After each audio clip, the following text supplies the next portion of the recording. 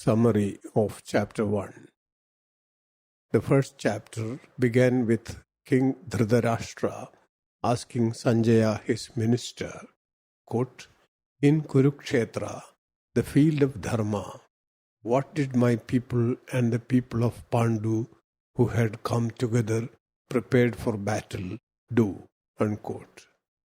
Sanjaya, who had got the divine eye from Vyasa, began to narrate the events in the battlefield.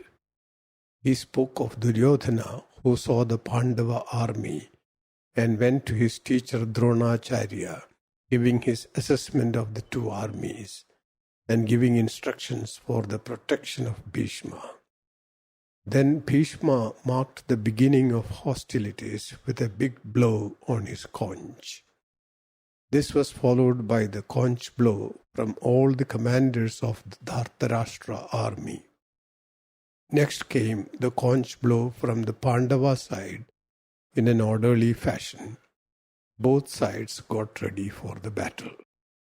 Arjuna strung the bow and wanted to see the men on both sides closely. He asked Sri Krishna to take his chariot to the middle of both the armies. With the words, quote, "See the Kuru clan," unquote, Sri Krishna took the chariot to the center of the battlefield so that Arjuna could see all the commanders of the opposite side, the sight of whom would create in him a moral dilemma. Arjuna saw his kith and kin on both sides. His filial affections overtook him. The thought that he is to fight and kill all the people whom he loved and respected made his body weak and his mind forget his dharma as a Kshatriya. The resolve that he should not fight took a firm root, and he presented several arguments before Sri Krishna to justify his inaction. Saying he will not take up weapons even if he is to be killed by the enemy, he threw down his bow and sat on the floor of the chariot. This is the part that comes in the first chapter titled Arjuna Vishada Yoga, the yoga of Arjuna's melancholy. The second chapter opens at this stage with Arjuna's sorrow at coming to fight his kith and kin. What we learn from the first is that once afflicted by filial affections, a man would forget his moral duty and find excuses that look like high-sounding philosophy to cover his weakness. We see Sri Krishna listening to the arguments of Arjuna without responding to any of them. Let us continue. Srimad Bhagavad Gita Chapter 2 Sankhya Yoga 2.1 अथ द्वितीयोऽध्यायः सांख्ययोगः संजय उवाच तं तथा कृपयाविष्टम्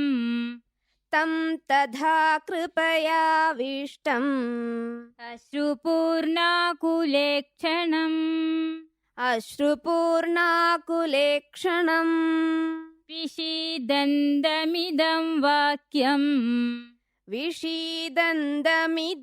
वाक्यम् उवाच मधुसूदनः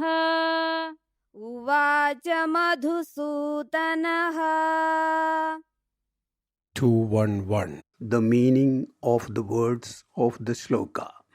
Sanjaya Uvacha, Sanjaya said, Tam, to him, who was, Tatha, thus, Kripaya Vishtam, that is Kripaya plus Avishtam, Kripaya, with pity, Avishtam, overcome, Ashrupurna Kulekshanam, blinded by tearful eyes, Vishidandam, to the one who is despondent, Idam, these, Vakyam, words, Uvacha, spoke, Madhusudana, Krishna.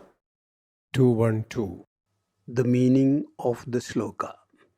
Sanjaya said, "To him who was thus overcome with pity and despondency, and with eyes blinded by tears, Sri Krishna spoke these words."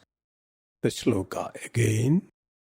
अथ द्वितीयोऽध्यायः अथ द्वितीयोऽध्यायः साङ्ख्ययोगः साङ्ख्ययोगः सञ्जय उवाच सञ्जय उवाच तं तथा कृपयाविष्टम् तं तथा कृपयाविष्टम् अश्रुपूर्णाकुलेक्षणम् अश्रुपूर्णाकुलेक्षणम् विषीदन्तमिदं वाक्यम् विषीदन्तमिदं वाक्यम् उवाच मधुसूदनः उवाच मधुसूदनः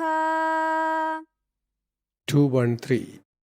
The chapter begins with the words of Sanjaya describing the despondent state of Arjuna. The despondency is described in three ways. Firstly, Arjuna is afflicted by kripa, translated as overcome with pity. But it is not pity to something outside. It is pity to oneself and sorrow. To Arjuna, it comes out of his filial affections. It is also hinted that kripa is not natural to Arjuna, but something that has come to him now, and he may overcome that. Secondly, his eyes are full of tears. His Kshatriya-like outlook has been weakened. Thirdly, he is vishidan, or in deep sorrow. The use of the word thus reminds us of the events of the previous chapter. It is to such an Arjuna that Krishna began his teaching.